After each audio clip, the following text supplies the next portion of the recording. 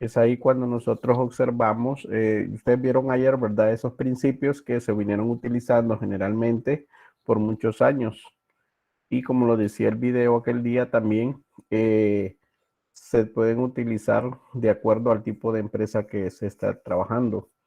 En general, los principios sí eran parte esencial y decíamos que no podíamos utilizar solo uno, sino que los 11 y que en varios países pues tenían diferentes nombres, pero siempre enfocados a la actividad económica de la empresa y sobre todo contable, ¿verdad? Iniciamos viendo lo que es el principio de entidad, donde los negocios tienen que separar los bienes de con los bienes de la empresa, no se pueden mezclar porque si entonces, si se hace, existe una violación al principio.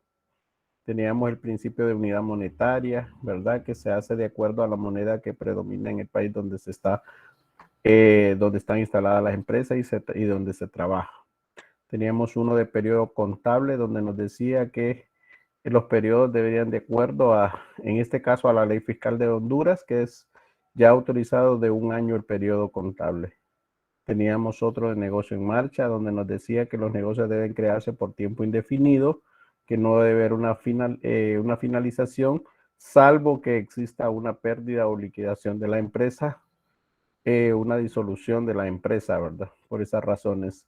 Teníamos el principio de objetividad, donde nos decía que todas transacciones y toda evidencia debe estar amparada con los documentos que realmente tenemos y que tenemos que respaldar y que tenemos que ir guardando mensualmente para ir reflejando lo que sucede de acuerdo a la parte operativa de la empresa. También teníamos uno de costo histórico, donde nos decía que deberíamos de trabajar siempre con el costo anterior y no subestimar los precios, ¿verdad? O subvaluar los precios de las mercaderías. Teníamos uno de realización de ingresos, donde nos decía que los ingresos deberían de ser registrados hasta el momento que la venta ya terminó, no en el momento que se está efectuando, sino que hasta que ya se tiene la certeza de que el dinero está en la empresa. Teníamos el de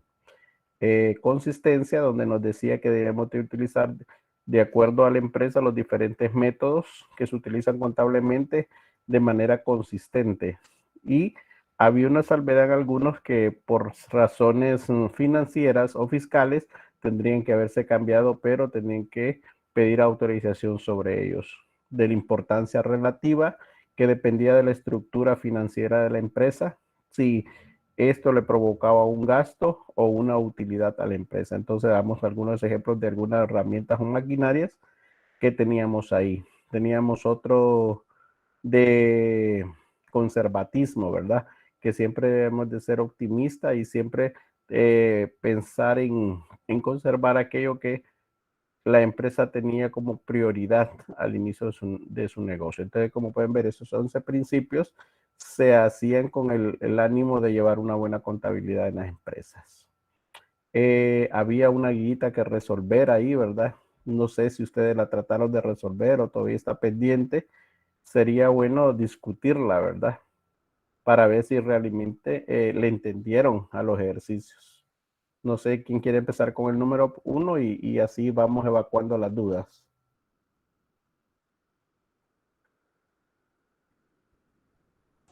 Yo en mi caso todavía no he resuelto la guía número 2, solo la primera. Ajá.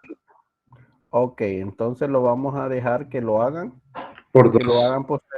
que lo hagan posteriormente y ya cuando todos lo tengan lo podamos hacer, porque esto es lo que va a pasar que ahorita van a notar otros la respuesta y no es correcto, que ustedes mismos descubran por qué se aplica o se violenta ese principio, ¿verdad? Entonces lo vamos a dejar para el final de la semana, ojalá ya nos den la respuesta de poder aperturar la plataforma y así ustedes subir sus tareas ya que están realizando. ¿Alguna pregunta que tenían? ¿Alguna pregunta que tenían ahí pendiente? ¿No? Aquí, profe, una duda. ¿Cómo ahorita estamos en lo teórico? No vi que lo que me decía. Vamos a ver. Estamos en lo teórico, me dice. estamos en lo teórico. Aquí, el chat. Dice André, profe, una duda, como ahorita estamos en lo teórico, ¿el examen será así o llegaremos a hacerlo práctico? Bueno, ahorita en las partes teóricas va a ser, el examen va a ser teórico, creo que va de acuerdo a 2 unidades, ¿verdad? Porque la otra debe de teoría práctica. Entonces, pendiente ahí cuando se les diga, disculpe de haber entrado tarde, ok, cheque, pero bienvenida. Vamos a compartir el material que tenemos ahí para seguir hablando sobre esta parte de lo que es el material que tenemos ya listo para trabajar. No, hoy lo voy a subir a la plataforma.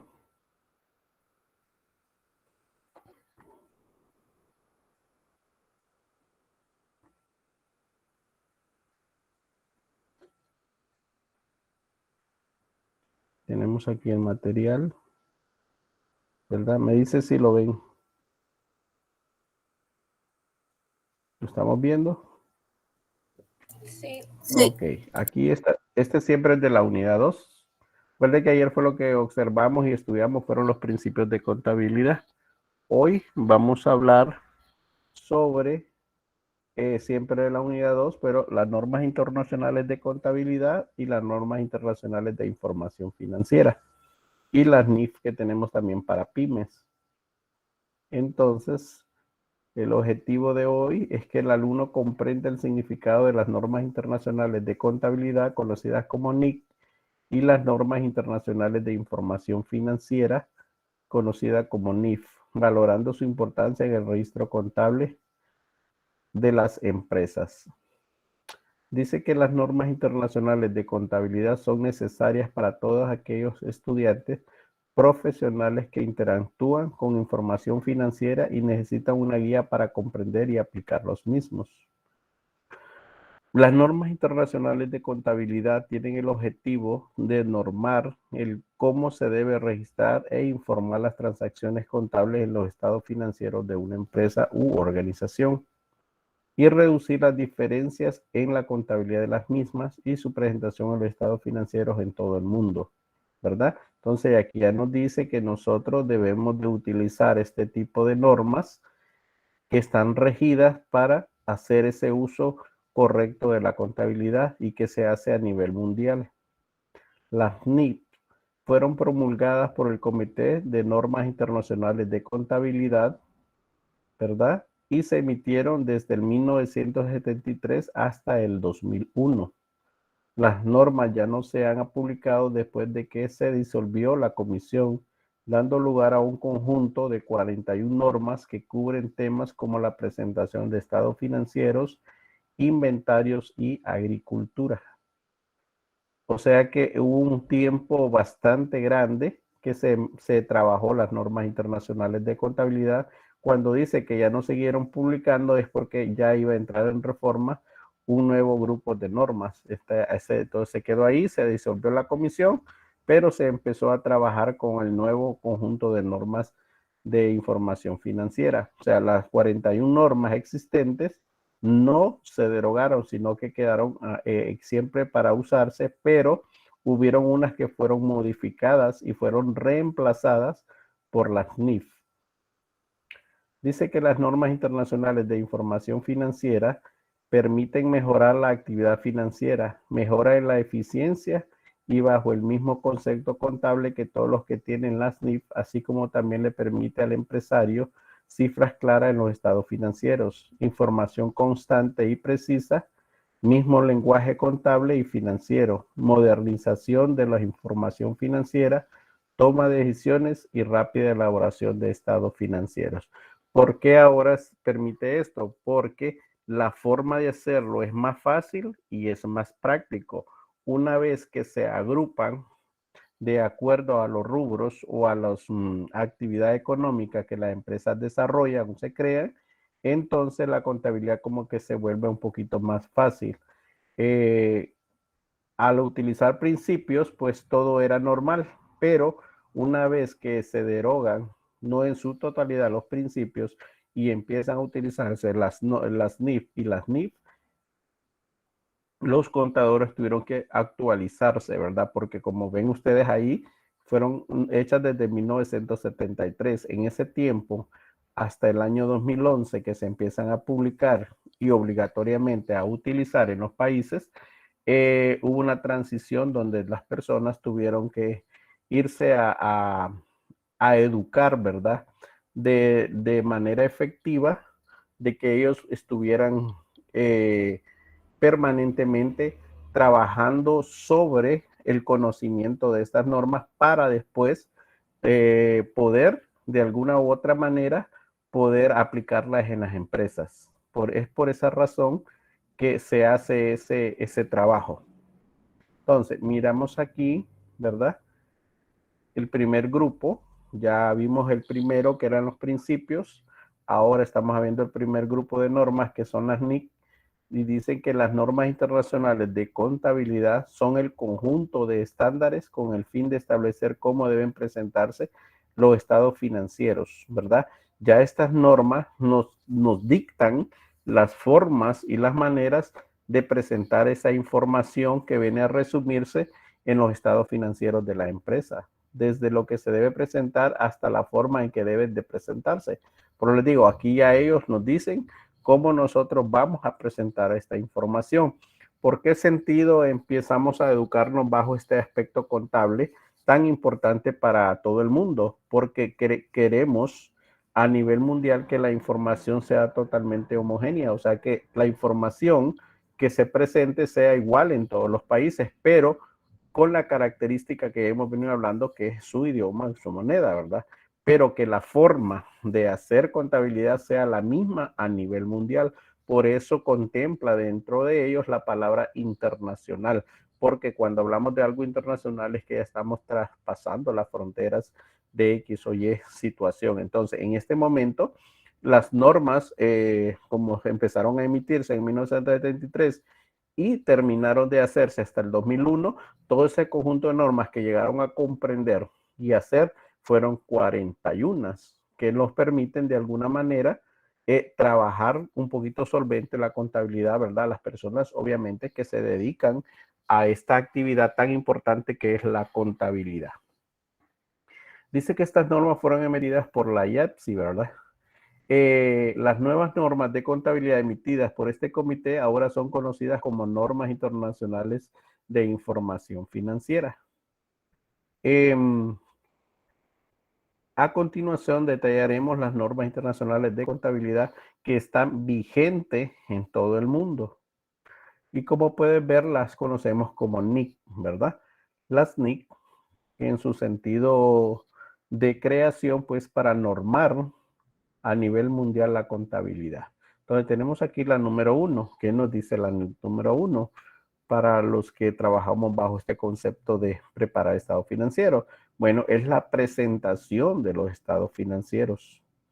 ¿Qué nos dicta esta norma? Bueno, nos dice que esta norma establece los requerimientos generales para la presentación de los estados financieros, guías para determinar su estructura y requisitos mínimos sobre su contenido. O sea que esta norma lo que me permite y me enseña es cómo debo elaborar estados financieros. Por ejemplo, tenemos una empresa X, ¿verdad? Como casa matriz, pero esa casa matriz tiene 80 sucursales en todo el país, por decir algo. Entonces, esto no nos dice que vamos a hacer 80 estados financieros, aunque una sucursal es totalmente diferente de una hacia la otra.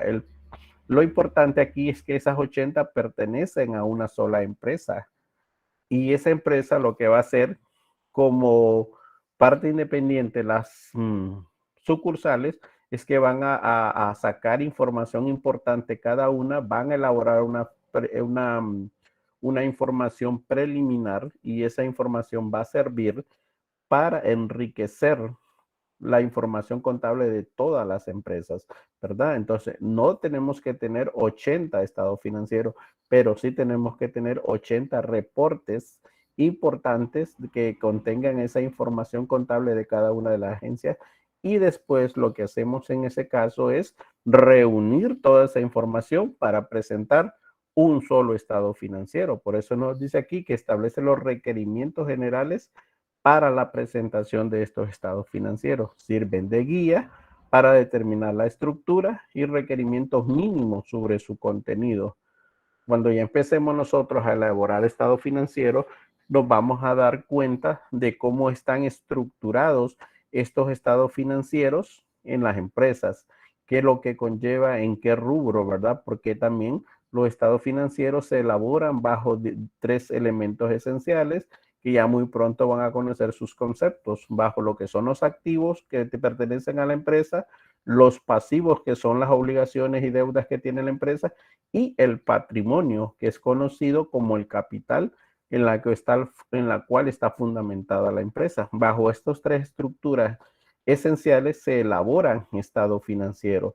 En cada uno de estos grupos vamos a tener algo que se llaman subgrupos y esos subgrupos van a contener una información importantísima en cada una. Por ejemplo, tenemos el primer grupo que se llaman efectivos y equivalentes de efectivos, ¿verdad? Efectivo es cuando nosotros tenemos el dinero, los billetes y la moneda, pero hay otros que son considerados equivalentes de efectivo. Y estos equivalentes de efectivo, pues hoy lo conocemos muchos como el dinero plástico, o sea, las tarjetas de débito, las tarjetas de crédito, los bonos, ¿verdad? Todo eso son equivalentes de efectivo porque no son en sí efectivos, no son características de billete, pero sí son tarjetas que contienen una cantidad asignada de dinero que sirve para hacer transacciones financieras, ¿verdad? Compra y venta. Entonces, esa es la forma que esta NIP número 1 nos enseña a nosotros cómo irlos trabajando de manera efectiva y presentar esa información, como dice ahí, específica, ¿verdad? De cada rubro, de cada elemento, y que hoy los estados financieros de las empresas están siendo elaborados bajo conceptos NIF, ¿verdad? Para poder tener esa estructura homogénea a nivel mundial y que sean de fácil interpretación. ¿Qué significa esto? El video de ayer nos decía que esta información era para aquellas personas que nos dedicamos a esta actividad financiera de la contabilidad, pero también debe ser o presentar información legible y objetiva para que otro tipo de personas que no conoce de esta actividad, pero que hacerlas transparentemente nos permite conocer un poquito de cómo se maneja la contabilidad en las empresas. Entonces, el video era bien claro, ¿verdad? Que deberíamos de presentar información objetiva y oportuna y que debe de ser presentada para terceras personas, o sea, para esos usuarios tanto internos como externos que necesitan conocer de la información financiera de una empresa. Entonces, TANI 1 y lo conocemos como presentación de estado financiero, esencial porque es donde se resume al final toda la información que se elabora en una empresa. Ahí viene a terminar o ahí viene a concluir, ¿verdad? En algo que se llama estados financieros. Tenemos la NIP 2, que la NIP 2 la conocemos como existencia o inventarios. Es una NIP muy importante para las empresas porque ya conocemos que independientemente de la naturaleza o al rubro que se dedique, las empresas cuentan con inventarios. Les conocemos existencias de mercaderías o inventarios en las empresas. Un inventario puede estar dividido de diferentes formas, porque yo puedo ser inventario de papelerías, inventario de uniformes, pero en sí la contabilidad debe estar basada en el inventario de la empresa a la que nosotros estamos creando, ¿verdad? Si tenemos una empresa que se dedique a la compra y venta de productos, pues nuestro inventario se va a basar en los productos que nosotros vendemos, en esas existencias que se tienen para poder suplir necesidades de nuestros consumidores. Entonces, esta NIP 2 está importante también porque controla, ¿verdad? O norma la forma de tener inventarios en las empresas.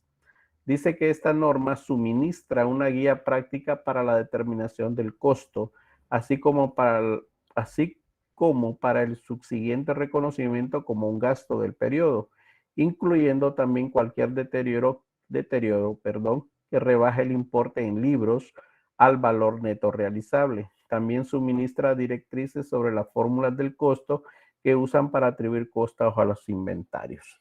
Bueno, Cuando habla aquí que puede ser un reconocimiento de gasto del periodo o puede también incluir como una rebaja en deterioro, recordemos que nuestros productos pueden sufrir un pequeño deterioro al momento de estar almacenados.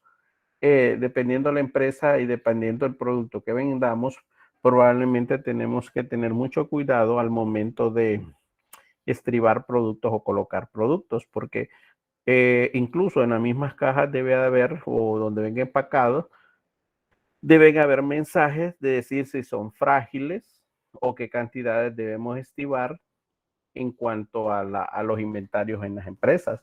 Por ejemplo, si son llantas, obviamente no van a sufrir un deterioro más que se caigan, ¿verdad? Pero no les va a pasar nada. Pero si voy a colocar envases de vidrio, entonces tengo que tener mucho cuidado qué cantidad de inventario voy a tener en cada góndola o en cada estante que vamos a colocar y la forma, ¿verdad? Como venga. Si tenemos una empresa que se dedica a la venta de pintura, entonces también tenemos que aprender cuántas cajas vamos a estivar una sobre otra. ¿Por qué? Porque la pintura es un producto derramable. Entonces, si le pongo peso bastante, las de abajo van a empezar a sufrir deterioros y probablemente ya no podamos venderla al precio que realmente hemos considerado, sino que tenemos que hacer rebajas a nuestros clientes. Y eso también provoca una pérdida dentro de las utilidades de la empresa. Entonces hay que tener mucho cuidado, hay que hacerle mucho caso a esta norma de la forma también como vamos a hacer inventarios en las empresas. También se pide que las empresas se modernicen en relación a los inventarios, que ya no se cuenten manualmente, sino que haya un sistema contable o un sistema informático que permite de alguna u otra manera estar haciendo inventario, pero ya hemos descubierto que bajo estas formas de hacer inventario también tenemos problemas de objetividad en la cantidad del producto, porque probablemente al momento de sacar el inventario digital me diga que hay 50 unidades, pero cuando yo voy a ver a la bodega, porque también debo hacer ese comparativo, no solamente debo de conformarme con lo que me dice el sistema, sino que también debo de verificar, ¿verdad? Físicamente si realmente, perdón, tenemos esa cantidad de productos. Entonces, ¿qué pasa? El sistema me dice que hay 50 piezas, pero cuando llego a examinar a la bodega o a hacer la supervisión, observo que solo hay 48. Entonces, tengo que determinar y saber dónde están esas dos piezas. Si fue que se vendieron y no se registraron o fue que salieron del almacén producto de un deterioro o un producto de alguna destrucción que tuvo el producto. Y siempre teniendo ese cuidado, nosotros tenemos que contabilizarlo, porque en realidad no vamos a presentar una información que sea real en cuanto a estos inventarios. Cuando dice el importe en libros es el valor que nosotros le colocamos al producto en el momento de la compra. El costo del producto es el valor o el precio de compra que nosotros realizamos. El precio de venta es otro. El precio de venta significa que yo le voy a adicionar un porcentaje de ganancia al producto que estoy vendiendo, ¿verdad? Entonces, el precio de costo es diferente al precio de venta. Y ese valor en libros que vamos registrando en nuestra contabilidad tiene que ir quedando siempre, como decía al principio, como un costo histórico. También suministra directrices sobre la forma del costo que se usa para atribuir costo a los inventarios. Bueno, lo que dije que cómo hacerles ese valor de costo. Más adelante, que a mitad de año vamos a ver un tema que se llama evaluación de inventarios y ahí vamos a observar cómo le determinamos el costo al producto. Tenemos también aquí la NIP 7. Como pueden ver, ¿verdad? Lo lógico es que miraría la 3 aquí, miraría la 5, la 4, la 5, la 6, pero se pasa de la NIP 2 a la NIP 7. ¿Por qué? Porque estas normas que continuaban fueron derogadas y fueron emitidas como NIF. Las vamos a encontrar más adelante, no como NIF 3, sino como una NIF 3, porque fue sustituida, ¿verdad? No pude haber creado otra, sino que sustituirla por una nueva de acuerdo a los estándares internacionales que se llaman NIF. Entonces, tenemos esta NIF 7, que es sumamente importante, que se llama estado de flujo de efectivo. Todas las empresas tienen que determinar un flujo de efectivo para continuar operaciones, ¿verdad? Sean financieras o sean operativas, porque la empresa, aparte de haberse creado y aparte de tener un capital, independientemente de cómo haya sido la conformación del capital, también tenemos que estar pendiente de todos los flujos de efectivo que se realizan en la empresa, con el objetivo de estar solventes en alguna u otra manera, ¿verdad? El flujo de efectivo lo que me permite a mí, se le conoce como estado de flujo de efectivo. Lo que me permite a mí el flujo de efectivo es conocer, por ejemplo, qué cantidad de dinero tengo o voy a requerir para el siguiente mes. Los flujos de efectivo se hacen mensuales por ese ánimo, ¿verdad? Porque recordemos que hay meses en los negocios durante el año que algunos son más altos que otros, por ejemplo, por las épocas, ¿verdad? Dependiendo del negocio. Por las épocas vamos a encontrar que nuestros flujos de efectivo probablemente sean más altos en algunos meses y más bajos en otros. Entonces, como buen contador, nosotros lo que debemos de hacer es estar pendiente de los flujos de efectivos de nuestra empresa. Porque si un mes que tiene venta, imagínense en el tiempo de pandemia, vamos a poner siempre el ejemplo de la pandemia, muchas empresas tenían ya su flujo de efectivo estimados, pero se dieron cuenta de que vino un cierre total de las empresas, de los negocios y que eso afectó, ¿verdad? Porque muchos mantuvieron a sus empleados, pero como no tenían entradas de efectivo de ese mes, se les hizo un caos pagarle a los empleados en el siguiente mes porque no tenían un flujo de efectivo detallado. Y muchas empresas, pues, como les dije ayer, optaron por despedir personal o por trabajar con la mínima cantidad de empleados como estrategia. Y la otra era poderle también, bueno, pasó mucho, ¿verdad? Rebajarle el sueldo a los empleados en un cierto porcentaje, que no era lo correcto, ¿verdad? Pero eran maneras paliativas para poder mantener los negocios a flote. Entonces, los flujos de efectivo me sirven para eso, para irme estabilizando mensualmente, con el efectivo de nuestros negocios. Eso sería para mí una explicación lógica de hacer flujos de efectivo. El objetivo, dice, de esta norma es requerir el suministro de información sobre los cambios históricos en el efectivo y los equivalentes de efectivo de una entidad mediante un estado de flujos de efectivo en que los flujos de fondos de periodo se clasifiquen según si proceden de actividad, si son de operación o son de inversión o financiamiento. O sea que los flujos de efectivo tienen tres estructuras: los que se elaboran bajo el estado de actividad, bajo el del estado de operación o un estado de inversión o financiamiento. Cada uno tiene una característica cuando se está elaborando.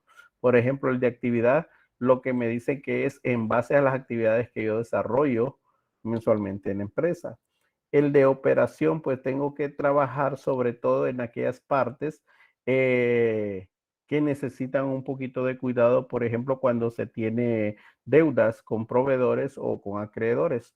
Entonces, tengo que ver de qué manera operativa voy a lograr llegar a poder cancelar esas deudas.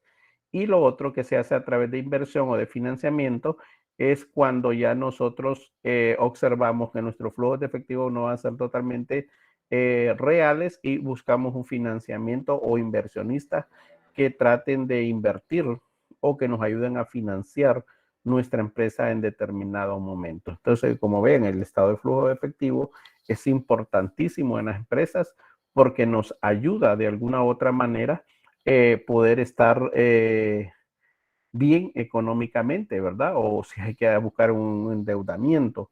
Entonces, el flujo de efectivo es una herramienta esencial administrativa y financiera que ayuda a las empresas y sobre todo a los contadores poder tener una buena administración para que nuestros negocios siempre estén a flote. Esa es la función de la NIT 7. La NIT 8 que habla de políticas contables, cambios en las estimaciones contables y errores. El objetivo de esta norma es predecir los criterios para seleccionar y modificar las políticas contables, así como el tratamiento contable y la información a revelar acerca de los cambios en las políticas contables, de los cambios en las estimaciones contables y de la corrección de errores. Por eso dice aquí política, ¿verdad? Recuerden que toda empresa se basa en determinadas políticas contables. Por ejemplo, una puede ser la forma como nosotros vamos a registrar los pagos de los empleados, por ejemplo, si lo vamos a hacer mensualmente, si lo vamos a hacer quincenalmente o si lo vamos a hacer semanalmente. Todo depende del tipo de empresa, pero eso se tiene que basar en algo que se llama política, porque hay estimaciones en estos pagos que nosotros debemos de hacerlas según los empleados. Recuerde que a los empleados se les deduce seguro social y otros beneficios que también el empleado tiene que pagar. Entonces llega un momento donde yo tengo que hacerle una deducción, pero para eso tengo que contar con una política contable que me permita hacer esos cambios en algún momento. Si cometemos errores al momento de realizar los cambios, de realizar la forma de la contabilidad, pues esta NIC nos permite, ¿verdad?, realizar esos cambios oportunos. Por eso dice estimaciones contables y errores.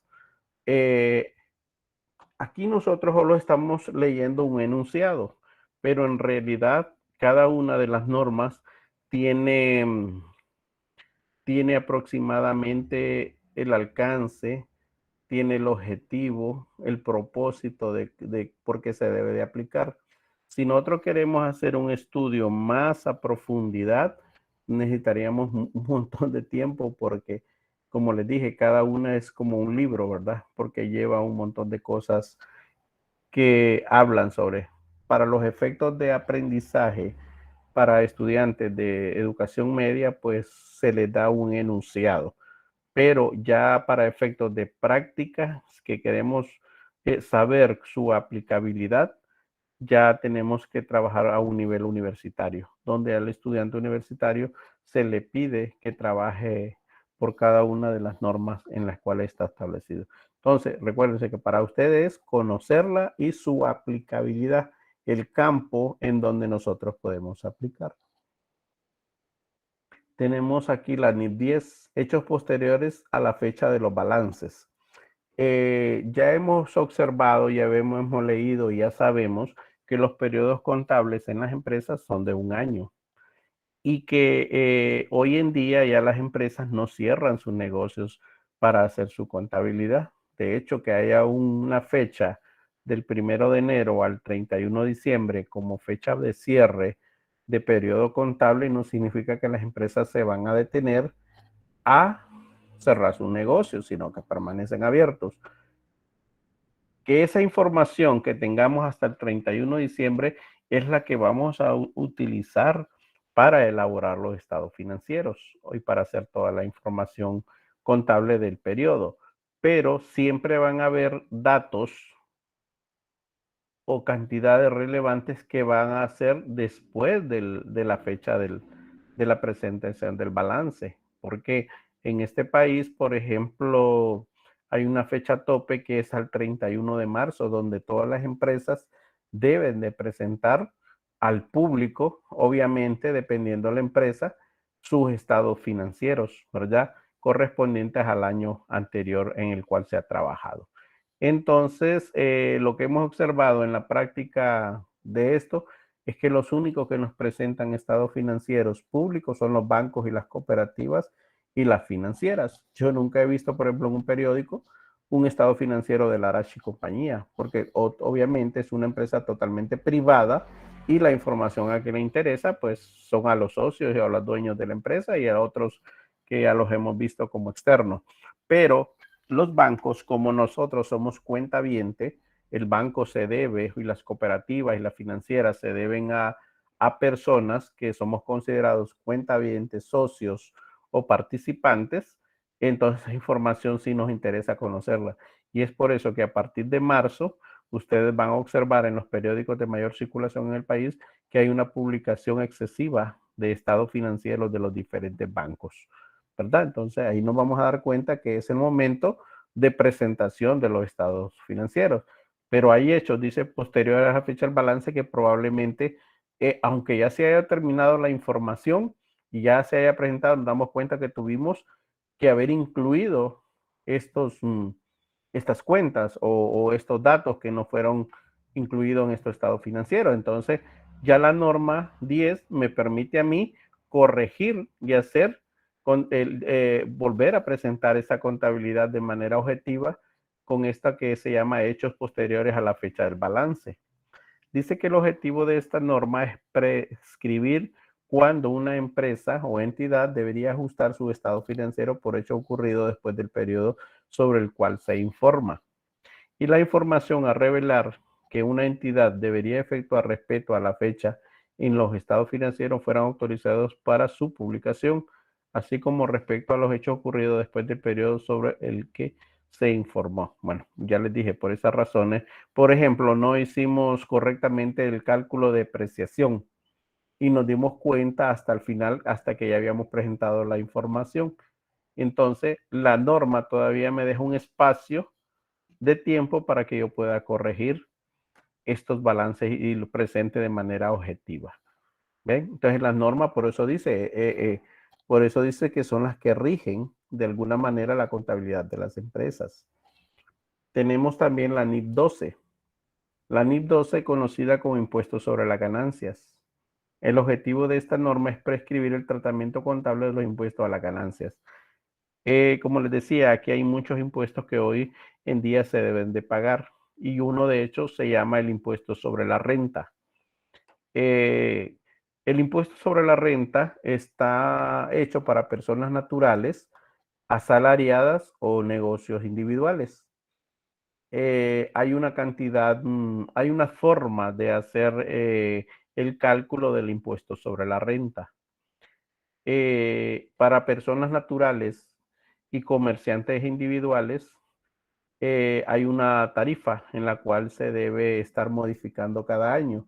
Hecho, la tabla para el 2022 ya está elaborada, ¿verdad? Y ya se debe de ser aplicable en estos estados financieros. Para las empresas que se consideran jurídicas, son aquellas empresas que están constituidas bajo el concepto de sociedades.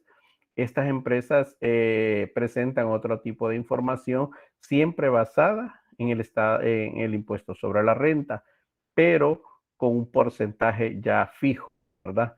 No como el de persona natural, que es a través de una tarifa y que va siendo escalonada, mientras tanto que para una empresa jurídica, ¿verdad? Ya se considera un porcentaje puntual. Entonces, las empresas que durante su periodo contable presenten ganancias, obviamente van a presentar la declaración de impuestos sobre la renta y el pago también del impuesto sobre la renta. Por eso se llama impuesto sobre las ganancias. Y es esa norma que regula el tratamiento contable que le daremos a estas ganancias de las empresas. Se le conoce en nuestro país como impuesto sobre la renta de la NIP 12. ¿Verdad? Probablemente en otro país tengan otro concepto, pero realmente como son normas mundiales, se basaría en esto, las ganancias que tienen los negocios. Si un negocio presenta pérdidas, la ley dice del impuesto sobre la renta que están obligadas a presentar declaración, evidencias, ¿verdad? En el tiempo oportuno de que esta empresa tuvo pérdidas, pero tenemos que justificar. En el caso de las declaraciones del año 2020, y creo que algunos en el 2021 presentaron pérdidas en las empresas porque estuvieron cerradas o porque lo que fueron percibiendo fue recuperación de la empresa y no tuvieron ganancias. Entonces, la ley ya también le dice, bajo esta norma, de qué manera tiene que hacer los procedimientos de declaración. Si una empresa no oportuno, hay algo que se le conoce, como multas administrativas. Pero hay otros, ¿verdad?, que pueden presentar declaración y hacer negociación de pago, porque también Esa es otra ventaja que le da la norma. Ya le dice que también usted tiene beneficios de cómo pagar estos impuestos. Los puede diferir. ¿Qué significa? Que los puede dividir según la ley en 4 pagos, ¿verdad? Dependiendo lo que usted va a declarar. Entonces, esta norma es bien importante conocerla por estos tipos de impuestos que nosotros pagamos. Por eso se llama de ley de impuestos, la norma sobre impuestos sobre las ganancias. En nuestro país conocido como el impuesto sobre la renta. Entonces, como les digo, cada norma me dice el tratamiento contable que debo de darle. Tengo también lo que es la NIT 16. Chicos, nos fuimos de un solo para que sacarlos a las 3. Para cumplir los 20 minutos de recreo y los 10 de transición de una clase hacia otra. La NIT 16, que hablamos de propiedades, planta y equipo.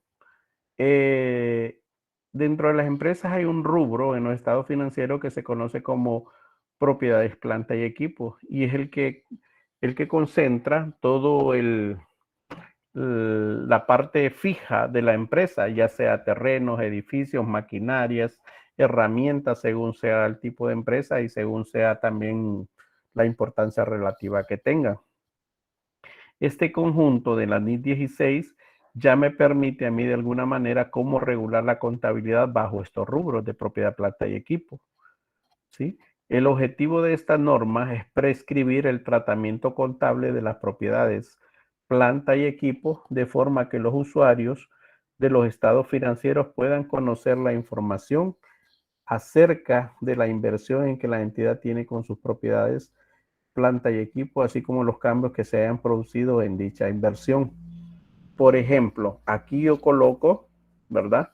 Y dependiendo del tratamiento también en contable que se le dé, nuestras propiedades sufren depreciación.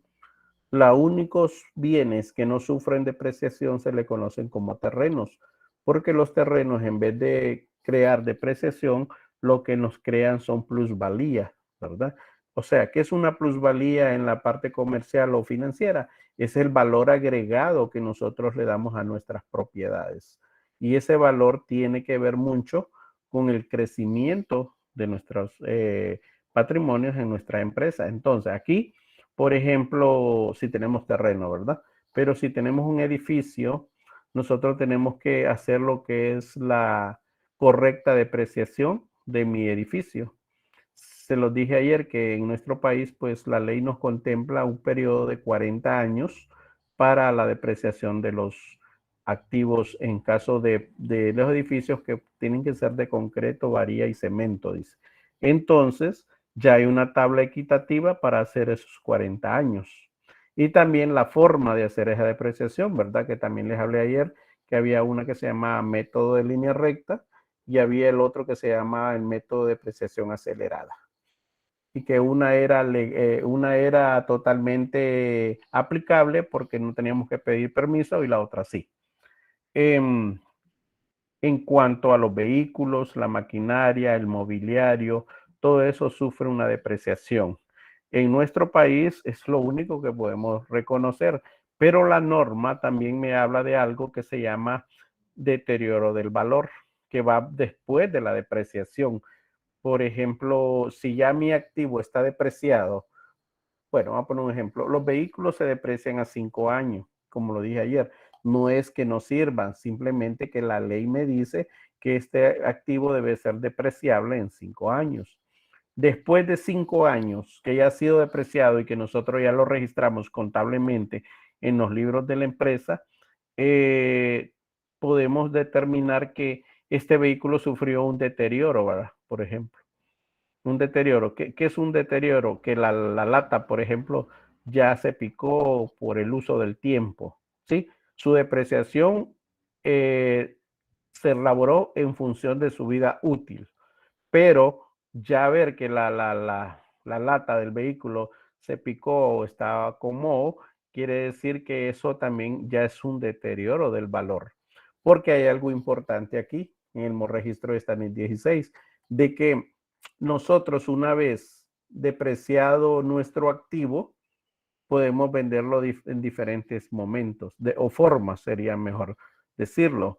Por ejemplo, yo lo puedo vender mayor del precio que está en la tabla, en el libro, ya cuando queda después de la depreciación, puedo venderlo bajo, puedo venderlo igual, o como dije, puedo venderlo un poquito más alto. Y eso dependerá en el tratamiento contable, cómo nosotros lo vamos a llevar contablemente en la empresa, ¿verdad? Si lo vendo arriba del valor, pues lo contabilizaré como un producto o una ganancia. Si lo contabilizo como abajo del valor, pues diré que eso será una pérdida para mí, porque el libro me decía que el vehículo tenía un valor de 30,000, por decir algo, pero lo vendí en 25,000, yo tengo una pérdida financiera de 5,000 empiras. En relación, si lo vendo a 35, tendría una ganancia de 5,000.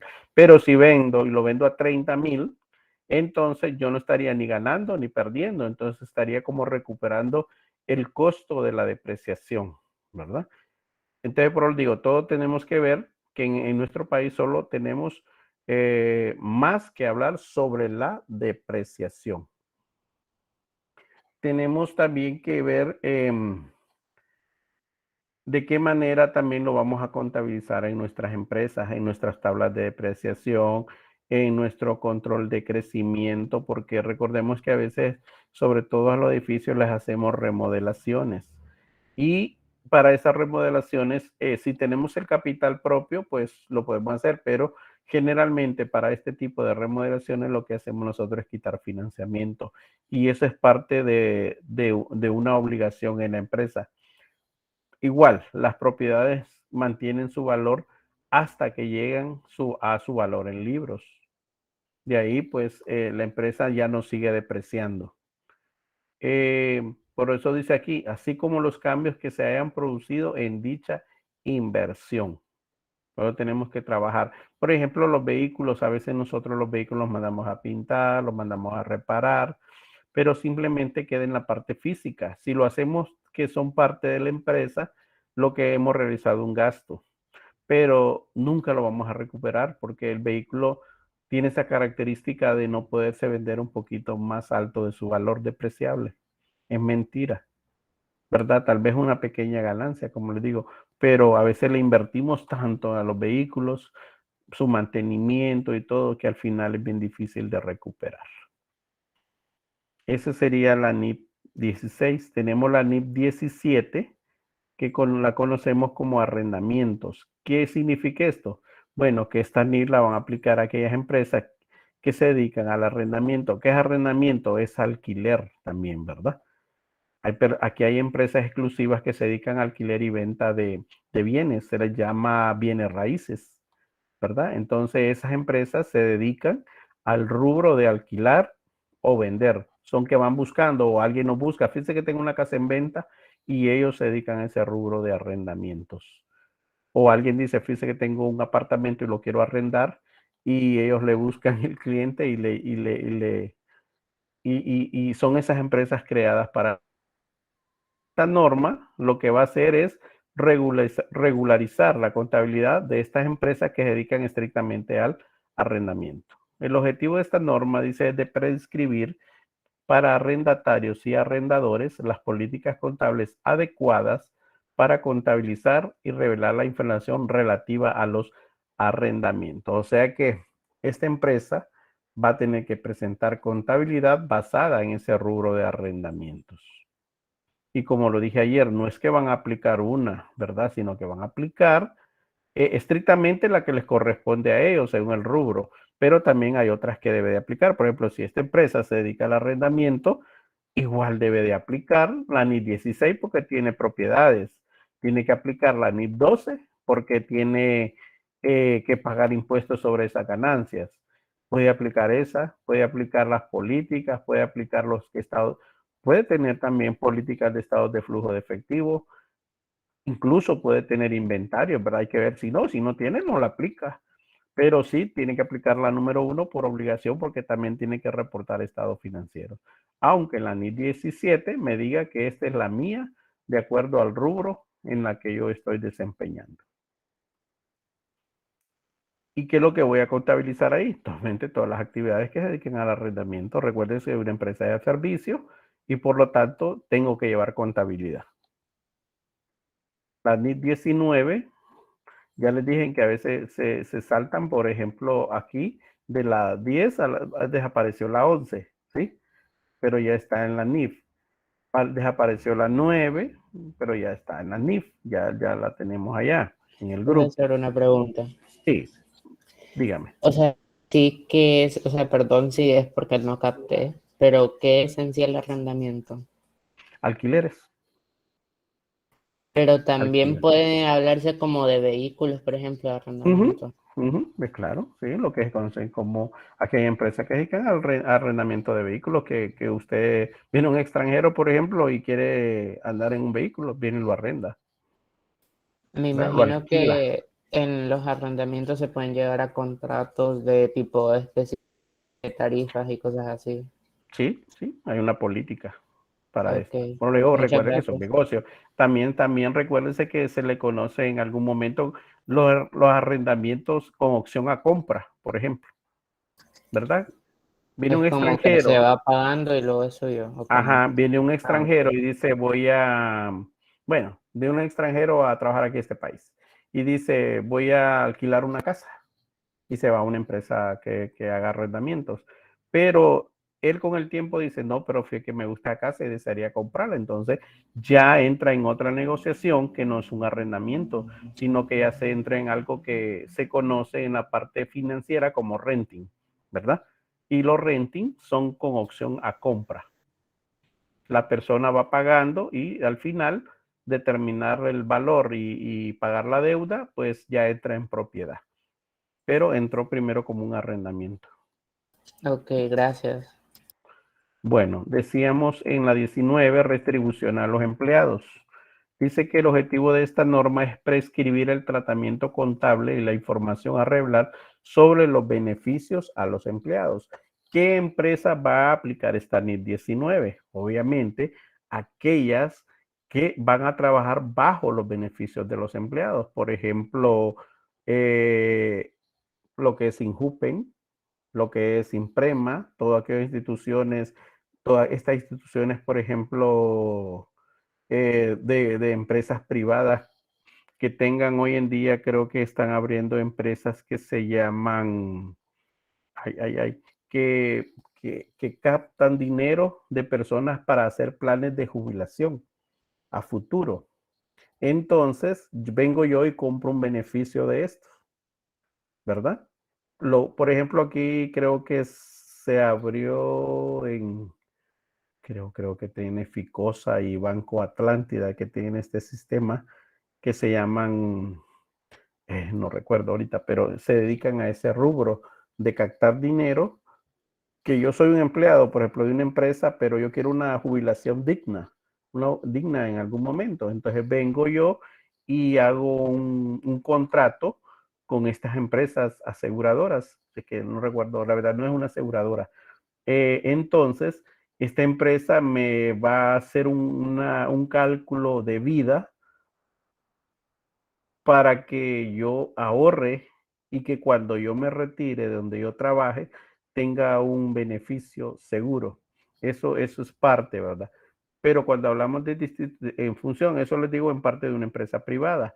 Pero cuando hablamos de la empresa pública, estamos hablando de empresas que brindan eh, esa parte de beneficencia social hacia los empleados, ¿verdad? Entonces, por ejemplo, los bancos tienen clubs, tienen prebendas en función de bonos. Entonces, esa norma siempre va a estar regulando la manera de cómo contabilizar eso, porque es algo extra de que no se puede, ¿verdad? Imagínense los beneficios que tendrá un empleado del Banco Central, ¿verdad? Entonces, igual tienen que aplicar esa NIF 19 porque dice relaciona a los empleados.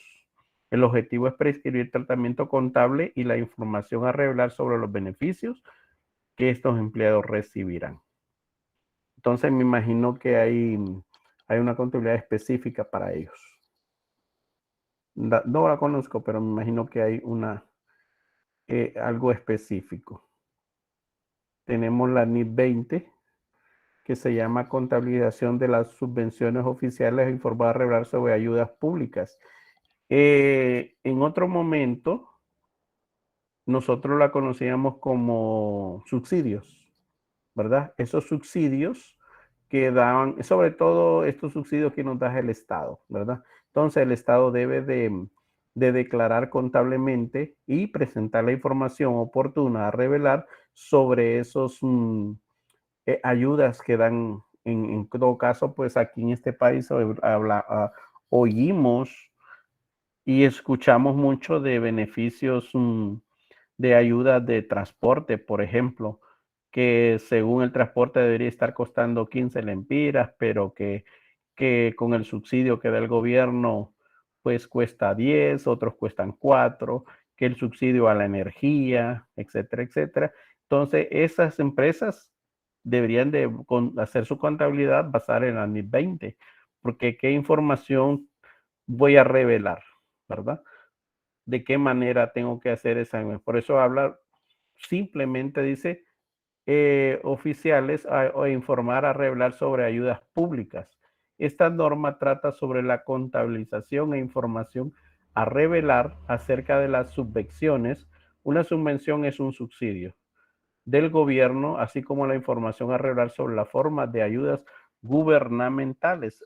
Por ejemplo, vemos más basado en la energía que ni se nota. Y según el Estado, da subsidios a las personas que consumen, bueno, en el nuevo gobierno dice que de 150 kilovatios. Entonces hay que ver si realmente es real. Y también los contadores, ¿verdad? Si van a presentar esa información que sea relevante en la contabilidad de esa empresa. Recuerde que nuestra contabilidad va a estar basada en todo lo que es la empresa pública y privada. Tenemos la NIT 21, que me habla sobre los efectos de las variaciones en la tasa de cambio de la moneda extranjera. Esta NIT nos va a ayudar a hacer el tratamiento contable de esas empresas que trabajan con moneda extranjera, ¿verdad? Recordemos que aquí hay muchos que trabajan con moneda extranjera, o sea, divisa. Dice que el objetivo de esta norma es prescribir cómo se incorporan en los estados financieros de una entidad o empresa las transacciones en moneda extranjera y los negocios en el extranjero y cómo convertirlos, los estados financieros, a moneda de presentación elegida. Por ejemplo, ya sabemos que nuestra moneda es lempiras, pero que, como les digo, muchos negocios se hacen basados en dólares. Entonces, podemos hacer esas variaciones, cómo las vamos a contabilizar esas variaciones. Todos sabemos que la moneda oficial a trabajar aquí es el euro y el dólar. Es constantemente que están sufriendo esos cambios en la moneda, ¿verdad? Financieramente nosotros conocemos que si una moneda es robusta frente a un dólar o un euro, es que hay una buena, se llama una buena apreciación de la moneda, está bien apreciada frente a estas monedas extranjeras. Pero como todos conocemos que no es así, que un dólar anda casi en 25 lempiras y que un euro anda casi en 30 lempiras, entonces lo que podemos hablar en aspectos económicos y en función de las divisas del país, que nuestra moneda está siendo depreciada frente a estos dineros que tenemos extranjeros. Y es por eso que se ve la variación abismal que existe en estas empresas que trabajan. Por ejemplo, a usted le llega su recibo de cable, de cualquier empresa de cable, y usted observa que su contrato está basado en ¿qué? 30, 40 dólares, ¿sí? Pero que cuando usted ya le toca pagar, todo dependerá de la variación que se tenga en la tasa de cambio de la moneda. Como puede bajar, yo estuve observando en algunos gastos que tenía de que algunos meses me bajaba, ¿verdad? Y yo siempre tenía un estimado, por decir, 950 lempiras para pagar. Pero ¿qué pasaba? Que a veces me salía menos, tal vez me salían 890, 904, pero ahorita ya observo que ha habido variación en la moneda porque ya estoy pagando más de 950 lempiras. Entonces, esa forma de contabilizarlo, también estas empresas que se dedican al rubro y que están basadas en este tipo de divisa, es prudente que realmente tengamos esos cambios oportunos en la moneda. Entonces, tenemos que aprender que realmente no es objetivo, ¿verdad? Trabajar con moneda extranjera, pero que, como les digo, aquí en estos países no está regularizado. ¿De qué manera lo voy a presentar? Bueno, ya hemos hablado de que cuando se trabaja, bueno, trabajamos, acuérdense, en el principio de unidad monetaria y decíamos que si las compras eran en moneda extranjera o teníamos cuentas en dólares en nuestro país o en el extranjero, pues la presentación en los estados financieros debe trasladarlas a lempiras, con la salvedad que usted va a escribir algo que es tan importante cuando se elaboran estados financieros que se llaman vaya, las notas a revelar o notas al pie de los estados financieros para justificar, por ejemplo, nosotros podemos decir que en la cuenta banco tenemos tanto en dinero en moneda nacional, pero que también tenemos tanta cantidad de dinero en dólares. Pero como nuestra presentación, ya lo dice la norma, ¿verdad? Que debe ser de acuerdo a nuestra moneda nacional, entonces nosotros tenemos que hacer el momento de elaborar el estado financiero, la información que vamos a presentar debe ser de acuerdo al cambio de la moneda en ese momento, ¿verdad? Entonces, si hay $1,000,000 en la cuenta, obviamente nosotros tenemos que hacer un pie de página o una nota al pie de los estados financieros que diga, notas aclaratorias, perdón, se llama, que digan que en la cuenta bancos nosotros tenemos en la cuenta X $1,000,000 y que el factor de cambio al momento de elaborar el estado financiero fue de 24.5969 y que eso equivale a 2 millones y tanto de lempiras que nosotros tenemos. Entonces, esa NIF 21 es bien favorable, ¿verdad? Para estos negocios que trabajan bajo ese concepto de información financiera. Bueno, tenemos un montón que hablar, son un montón de normas. Entonces, como les dije, eso es lo importante que nosotros debemos de trabajar bajo el concepto de las normas internacionales de información financiera y que no, la parte legal como que no es muy fácil entenderla, ¿verdad? Solo cuando ya está en la aplicabilidad de los negocios o que nosotros nos dediquemos al rubro de ser contadores de una empresa. Es ahí cuando vamos a observar la aplicabilidad de las normas. Por ejemplo, si usted estudia leyes, si usted dice yo voy a estudiar leyes, voy a estudiar abogado o derecho, qué sé yo, y viene usted, lo primero que tiene que aprenderse es la interpretación de los artículos de las diferentes leyes, ¿sí? Porque usted no va a ir a decir, es que fíjese que aquí dice que Juan Orlando se robó no sé qué, pero usted tiene que dar sentido a esa interpretación de ese artículo, ¿verdad? No debe basarse en la opinión suya, sino que en lo que dice el artículo. Por eso, entonces, trayendo esto a colación, lo que les quiero decir que la información contable y que hoy nos los exige a nivel mundial debe ser de acorde a estas normas. Estas normas, las normas, recuerden que son preceptos que nosotros debemos de seguir, ¿verdad? En toda profesión. No podemos desviar la información hacia otro lugar, ¿verdad? Entonces, como les digo, para ustedes en este nivel, nosotros lo que hacemos es enseñarles y explicarles de alguna u otra manera lo poquito que ustedes deben de aprender. Pero yo me fijé en la universidad, una vez que fui a la autónoma y miré cuando los chicos llevaban principios de contabilidad y lo que miré ahí que tenían que estudiar, por ejemplo, normas específicas y que los muchachos tenían que leer aquel montón de normas, su alcance, su interpretación, la aplicabilidad del objetivo, el propósito, todas estas normas, el alcance que tenía. Imagínense un examen así, ¿verdad? Entonces, son tediosos, porque nosotros generalmente, yo les voy a decir, en nuestra cultura no estamos dedicados a estudiar o a leer, mucho menos a interpretar. ¿verdad? Hay que tener mucha, como les digo, esto se hace ya en la aplicabilidad. Por eso vamos a ver a los abogados siempre con aquel montón de leyes bajo el brazo, porque cada vez tienen que leer e interpretar los artículos.